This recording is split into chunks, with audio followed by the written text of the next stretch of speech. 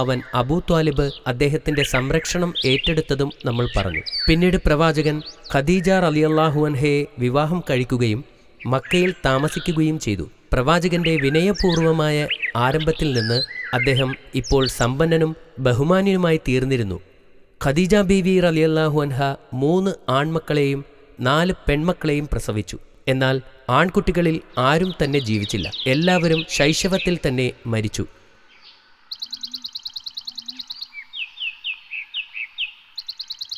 പ്രവാചകൻ അലി റളിയല്ലാഹു അൻഹുവിനെ വളരെയധികം സ്നേഹിച്ചു. അവനിൽ വിശ്വാസം കണ്ടെത്തുകയും ചെയ്തു. ഇക്കാലത്ത് ഒരു സംഘം അറബ് കൊള്ളക്കാർ സയ്യിദ് എന്ന ബാലനെ അവന്റെ മാതാവിന്റെ കൈകളിൽ നിന്ന് പിടിച്ചെടുത്തു. പിന്നീട് കൊള്ളക്കാർ ആ ബാലനെ ഉക്കാസ് എന്ന കമ്പോളത്തിൽ അടിമയായി വിറ്റു. അവനെ വാങ്ങിച്ചത് ഖദീജ ബീവി റളിയല്ലാഹു അൻഹയുടെ ബന്ധുവായിരുന്നു. അദ്ദേഹം അവനെ ഖദീജ ബീവി റളിയല്ലാഹു അൻഹയ്ക്ക് സമ്മാനമായി കൊടുത്തു. ഖദീജ ബീവി റളിയല്ലാഹു അൻഹ അവനെ ഒരു സമ്മാനമായി പ്രവാചകനെ ഏൽപ്പിച്ചു. പ്രവാചകന് സയ്യിദുമായി വളരെ അടുപ്പമുണ്ടായിരുന്നു. അദ്ദേഹം അവനെ പ്രിയപ്പെട്ട എന്നർത്ഥം വരുന്ന അൽ ഹബീബ് എന്ന് പരാമർശിച്ചിരുന്നു. സയ്യിദിനെ മുഹമ്മദ് നബി സ്വല്ലല്ലാഹു അലൈഹി വസല്ലമ തന്റെ ഉപദേഷ്ടാവായി പരിഗണിക്കുകയും അദ്ദേഹത്തിന്റെ പാത പിന്തുടരുകയും ചെയ്തു. അവന് ഒരു ആത്മീയ മനസ്സും പ്രവാചകന്റെ നല്ല ധാർമ്മികതയും ഉണ്ടായിരുന്നു. ഇതിനിടയിൽ സയ്യിദിന്റെ മാതാപിതാക്കൾ തങ്ങളുടെ മകനെ നഷ്ടപ്പെട്ടതിൽ ഇപ്പോഴും ദുഃഖിക്കുന്നുണ്ടായിരുന്നു. അവർ ഓരോ ദിവസവും തങ്ങളുടെ മകനെ തിരിച്ചു കിട്ടാൻ വേണ്ടി പ്രാർത്ഥിച്ചുകൊണ്ടിരുന്നു. ഒരു ദിവസം ഹജ്ജ് നിർവഹിക്കാൻ സയ്യിദിന്റെ മാതാപിതാക്കൾ മക്ക സന്ദർശിച്ചു. അവർ അവിടെ വച്ച് സയ്യിദിനെ കണ്ടു. വലിയ ആശ്വാസത്തോടെ അവർ അവന്റെ അടുത്തേക്ക് ഓടിച്ചെന്നു. ഈ മഹത്തായ വാർത്തയറിഞ്ഞപ്പോൾ ഒരു സഞ്ചി നിറയെ സ്വർണവുമായി വന്ന് പിതാവ് മുഹമ്മദ് നബി സ്വല്ലല്ലാഹു അലൈഹി വസല്ലമയെ സമീപിച്ചു. തന്റെ മകനെ അവന്റെ ഉടമയിൽ നിന്ന് തിരികെ വാങ്ങാൻ കഴിയുമെന്ന് ആ പിതാവ് കരുതി. സയ്യിദിന്റെ പിതാവ് പ്രവാചകനെ കണ്ടു. കുട്ടിയെ വിട്ടയക്കാൻ ആവശ്യപ്പെട്ടു. അപ്പോൾ പ്രവാചകൻ സ്വല്ലല്ലാഹു അലൈഹി വസല്ലമ ചോദിച്ചു, നിങ്ങൾ ആരാണ്? ആരെ വിട്ടയക്കണമെന്നാണ് നിങ്ങൾ ആവശ്യപ്പെടുന്നത്? നിങ്ങളുടെ അടിമ സയ്യിദിനെ. പിതാവ് മറുപടി പറഞ്ഞു, നിങ്ങളുടെ മകനെ തിരിച്ചു കിട്ടാൻ ഞാൻ ഒരു വഴി കാണിച്ചു തരാം. സ്വർണം കൊടുക്കാതെ. ആ പിതാവ് അത്ഭുതപ്പെട്ടു. അദ്ദേഹം ചോദിച്ചു, നിങ്ങൾ എന്താണ് സംസാരിക്കുന്നത്? ഞാൻ അവനെ നിങ്ങളുടെ മുൻപിൽ വിളിക്കാം. അവൻ നിങ്ങളുടെ കൂടെ പോരാൻ ആഗ്രഹിക്കുന്നുവെങ്കിൽ അവനെ ഞാൻ മോചിപ്പിക്കാം. നിങ്ങൾക്ക് അവനെ സന്തോഷത്തോടെ കൊണ്ടുപോകാം. അതിന് നിന്നിൽ നിന്ന് ഞാൻ പണം എടുക്കും.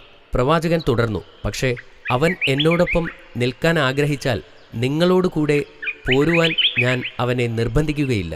സയ്യിദിന്റെ പിതാവ് സമ്മതിച്ചു. അവർ അവനെ വിളിച്ചു.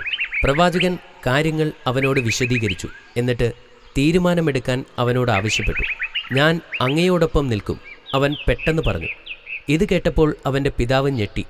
അപ്പോൾ അദ്ദേഹം ചോദിച്ചു, ഒരു അടിമയെപ്പോലെ കഴിയാനാണോ ആഗ്രഹിക്കുന്നത്? അവൻ പറഞ്ഞു, പിതാവേ, ഇദ്ദേഹത്തിൻ്റെ ഗുണങ്ങൾ എന്നിൽ ആഴത്തിൽ സ്പർശിക്കുന്നു. സ്നേഹത്തോടെ പെരുമാറുകയും ചെയ്യുന്നു. എനിക്ക് അദ്ദേഹത്തെ വിട്ടു പോകാനും മറ്റെവിടെയെങ്കിലും ജീവിക്കാനും കഴിയില്ല. ഇത് കേട്ടപ്പോൾ പ്രവാചകന്റെ ഹൃദയം വിങ്ങിപ്പോയി. പ്രവാചകൻ സയ്യിദിനെ നഗരത്തിൻ്റെ മധ്യത്തിൽ കൊണ്ടു നിർത്തി. ഇവൻ എൻ്റെ മകനാണ്, ഞങ്ങൾ പരസ്പരം അവകാശപ്പെടുന്നു എന്ന് ഉച്ചത്തിൽ വിളിച്ചു പറഞ്ഞു. തൽഫലമായി ആ ദിവസങ്ങളിൽ സയ്യിദിനെ സയ്യിദ് ബിൻ മുഹമ്മദ് എന്ന് പുനർനാമകരണം ചെയ്തു. ഈ സ്നേഹബന്ധം അവസാന ശ്വാസം വരെ നീണ്ടു. മുഹമ്മദ് നബി സ്വല്ലല്ലാഹു അലൈഹി വസല്ലമയ്ക്ക് 40 വയസ്സായി. അദ്ദേഹം തൻ്റെ ജനത്തിൻ്റെ അവസ്ഥയെക്കുറിച്ച് ഓർത്ത് വളരെ സങ്കടപ്പെട്ടിരുന്നു. അദ്ദേഹത്തിൻ്റെ രാജ്യം യുദ്ധങ്ങളിൽ തകർന്നു. അദ്ദേഹത്തിൻ്റെ ജനം ബാബർ മതത്തിൽ കുടുങ്ങി. അവർ അന്ധവിശ്വാസികൾക്കും വിഗ്രഹാരാധനയ്ക്കും അടിമകളായിരുന്നു. ആളുകൾ പരസ്പരം എപ്പോഴും പോരടിച്ചുകൊണ്ടിരുന്നു. പലപ്പോഴും ഹീറ പർവ്വതത്തിലെ ഗുഹയ്ക്കകത്ത് ഒറ്റയ്ക്ക് പോയിരുന്ന് പ്രാർത്ഥിക്കുകയും ധ്യാനിക്കുകയും ചെയ്യുന്ന പതിവുണ്ടായിരുന്നു പ്രവാചകന്. പല രാത്രികളിലും അദ്ദേഹം അവിടെ ചിലവഴിച്ചിരുന്നു. തൻ്റെ ആഴത്തിലുള്ള ചിന്തകളും ആശയങ്ങളും അദ്ദേഹം സർവ്വലോകജ്ഞാനിയായ അള്ളാഹുവുമായി പങ്കുവച്ചിരുന്നു. അതുപോലെയുള്ള ഒരു രാത്രിയിൽ അടുത്തൊന്നും ആരും ഇല്ലാതിരുന്ന സമയത്ത് അള്ളാഹുവിൻ്റെ മലക്ക് മുഹമ്മദ് നബി സ്വല്ലല്ലാഹു അലൈഹി വസല്ലമയുടെ മുന്നിൽ പ്രത്യക്ഷപ്പെട്ടു. മലക്കിനെ കണ്ടപ്പോൾ പ്രവാചകൻ ആശ്ചര്യപ്പെട്ടു. അദ്ദേഹത്തിന് സ്വന്തം കണ്ണുകളെ വിശ്വസിക്കാൻ കഴിഞ്ഞില്ല. മലക്ക് അദ്ദേഹത്തോട് വായിക്കാൻ ആവശ്യപ്പെട്ടു. പഠിക്കാൻ പോയിട്ടില്ലാതിരുന്ന പ്രവാചകന് എങ്ങനെ വായിക്കാനാകും? എനിക്ക് വായിക്കാൻ അറിയില്ല എന്ന് പ്രവാചകൻ മലക്കിനോട് പറഞ്ഞു. പെട്ടെന്ന് മലക്ക് അദ്ദേഹത്തെ ഉയർത്തിയെടുത്ത് അമർത്തിപ്പിടിച്ചുകൊണ്ട് വീണ്ടും പറഞ്ഞു, വായിക്കുക. എനിക്ക് വായിക്കാൻ അറിയില്ല, പ്രവാചകൻ വീണ്ടും വിളിച്ചു പറഞ്ഞു. മലക്ക് അദ്ദേഹത്തെ ഒന്നുകൂടി ഞെക്കിപ്പിടിച്ചു. അപ്പോൾ നബി തങ്ങൾ തളർന്നുപോയി. മലക്ക് പറഞ്ഞു, വായിക്കുക.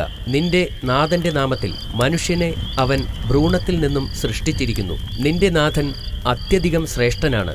അവൻ പേനയുപയോഗിച്ച് എഴുതാൻ പഠിപ്പിക്കും. ഒന്നും അറിയാത്തവനാണെങ്കിൽ പോലും. പ്രവാചകൻ വിറയ്ക്കുന്ന ഹൃദയത്തോടെ ആ വാക്കുകൾ ആവർത്തിച്ചു. താൻ അനുഭവിച്ച ആ സംഭവത്തിന്റെ അമ്പരപ്പിൽ അദ്ദേഹം വീട്ടിലേക്ക് പോയി. മുഹമ്മദ് നബി സ്വല്ലല്ലാഹു അലൈഹി വസല്ലമ തൻ്റെ വീട്ടിലേക്ക് കയറിയ ഉടനെ തന്നെ അദ്ദേഹത്തിൻ്റെ ഭാര്യയോട് പറഞ്ഞു, എന്നെ പൊതിയുക. ഇത് പറയുമ്പോൾ അദ്ദേഹം ഭയന്ന് വിറയ്ക്കുകയായിരുന്നു. അദ്ദേഹത്തിൻ്റെ ഭയം മുഴുവനായും നീങ്ങുന്നതുവരെ ഖദീജ ബീവി റളിയല്ലാഹു അൻഹ അദ്ദേഹത്തെ ഒരു പുതപ്പ് കൊണ്ട് മൂടി. സംഭവിച്ചത് എന്താണെന്ന് പ്രവാചകൻ വിശദീകരിച്ചു. അദ്ദേഹം പൂർത്തിയാക്കിയപ്പോൾ ഭാര്യയോട് ചോദിച്ചു, എനിക്ക് ഭ്രാന്തായെന്ന് തോന്നുന്നുണ്ടോ? അത്തരം ഒരു കാര്യം സംഭവിക്കില്ല. അവർ മറുപടി നൽകി, അള്ളാഹു അത് തടയും. അങ്ങ് പറയുന്നത് സത്യമാണ്. നിങ്ങൾ ഒരു ഉറച്ച വിശ്വാസിയാണ്.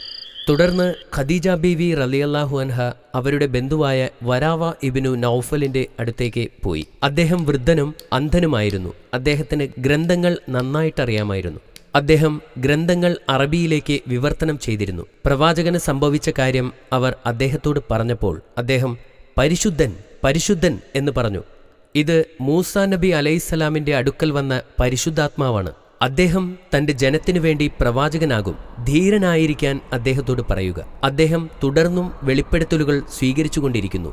അത് അദ്ദേഹം ഓർത്തുവയ്ക്കുകയും അനുയായികൾക്ക് അത് ആട്ടിൻ തോലിൽ എഴുതി സൂക്ഷിക്കുകയും ചെയ്തു.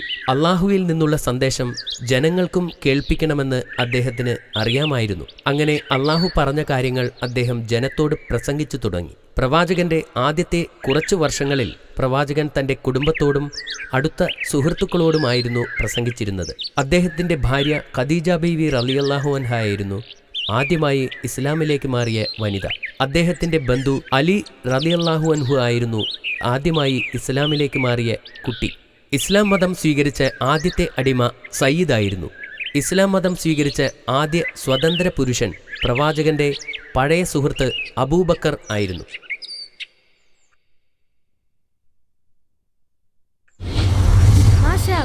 ഒരു അത്ഭുതകരമായ കഥയായിരുന്നു അത്. ഈ കഥ ഇഷ്ടപ്പെട്ടോ അമീർ? യെസ്, ആളുകൾ അദ്ദേഹത്തെ വെറുത്തിരുന്നു. അതെ അമീർ, അത് വളരെ നിർഭാഗ്യകരമായിരുന്നു. മറ്റെല്ലാ പ്രവാചകരെയും പോലെ മുഹമ്മദ് നബി സ്വല്ലല്ലാഹു അലൈഹി വസല്ലമയ്ക്കും അനേകം എതിർപ്പുകൾ അഭിമുഖീകരിക്കേണ്ടി വന്നു. എന്നാൽ നബി തങ്ങൾ തളർന്നില്ല. അദ്ദേഹം തൻ്റെ ജനത്തോട് അള്ളാഹുവിൻ്റെ സന്ദേശങ്ങൾ പ്രസംഗിച്ചുകൊണ്ടേയിരുന്നു. നീ ചോദ്യങ്ങൾക്ക് തയ്യാറാണോ അമീർ? അതെ ബാബ. ശരി, സയ്യിദ് പ്രവാചകനെ എങ്ങനെയാണ് കണ്ടുമുട്ടിയത്? സയ്യിദിനെ ചില അറബി കൊള്ളക്കാർ തട്ടിക്കൊണ്ടു പോകുകയും പിന്നീട് സയ്യിദിനെ ഒരു അടിമയായി വിൽക്കുകയും ചെയ്തു. ഖദീജ ബീബിയുടെ ബന്ധുവാണ് സയ്യിദിനെ ചന്തയിൽ നിന്ന് വാങ്ങിയത്. മാതാപിതാക്കൾ വന്നിട്ടും സയ്യിദ് നബിയെ വിട്ടു പോകാൻ തയ്യാറാവാത്തത് എന്തുകൊണ്ടാണ്? പ്രവാചകൻ സയ്യിദിനെ അടിമയായി കണക്കാക്കിയിരുന്നില്ല. അദ്ദേഹം അവനെ നന്നായി സ്നേഹിച്ചിരുന്നു. മുഹമ്മദ് നബി സ്വല്ലല്ലാഹു അലൈഹി വസല്ലം അവനെ നന്നായി പരിപാലിച്ചിരുന്നു. അതുകൊണ്ടാണ് അവൻ നബിയുടെ കൂടെ തങ്ങാൻ തീരുമാനിച്ചത്. അതും ശരിയാണ്. പ്രവാചകൻ സ്ഥിരമായി പ്രാർത്ഥിച്ചിരുന്ന മലയുടെ പേരെന്തായിരുന്നു? ഹിറ. അത് ഹിറയായിരുന്നു. അതും ശരിയാണ്. മലക്ക് വായിക്കാൻ പറഞ്ഞിട്ടും പ്രവാചകന് വായിക്കാൻ കഴിയാതിരുന്നത് എന്തുകൊണ്ടാണ്? അദ്ദേഹത്തിന് വേണ്ടത്ര വിദ്യാഭ്യാസം ലഭിച്ചിരുന്നില്ല. അതുകൊണ്ടായിരുന്നു. ഇസ്ലാം മതം സ്വീകരിച്ച ആദ്യത്തെ വനിതയാരാണ്? അത് ഖദീജ ബീബിയായിരുന്നു. ഇസ്ലാമിലേക്ക് പരിവർത്തനം ചെയ്യപ്പെടുന്ന ആദ്യ കുട്ടിയാരാണ്? അത് നബിയുടെ ബന്ധു അലിയായിരുന്നു. ഇനി ഇസ്ലാം മതം സ്വീകരിച്ച ആദ്യത്തെ അടിമയുടെ പേരെന്താണെന്ന് പറയാമോ? അൽസൈദായിരുന്നു. ഇസ്ലാമിലേക്ക് പരിവർത്തനം ചെയ്യപ്പെട്ട ആദ്യത്തെ സ്വതന്ത്ര വ്യക്തിയുടെ പേരെന്താണ്? അത് നബിയുടെ സുഹൃത്ത് അബൂബക്കർ റളിയല്ലാഹു അൻഹു. മാഷാ അല്ലാഹ്, നീ പറഞ്ഞ എല്ലാ ഉത്തരങ്ങളും ശരി തന്നെയാണ്. താങ്ക് യു ബാബ. ഇന്നത്തേക്ക് ഇത് മതി. നാളെ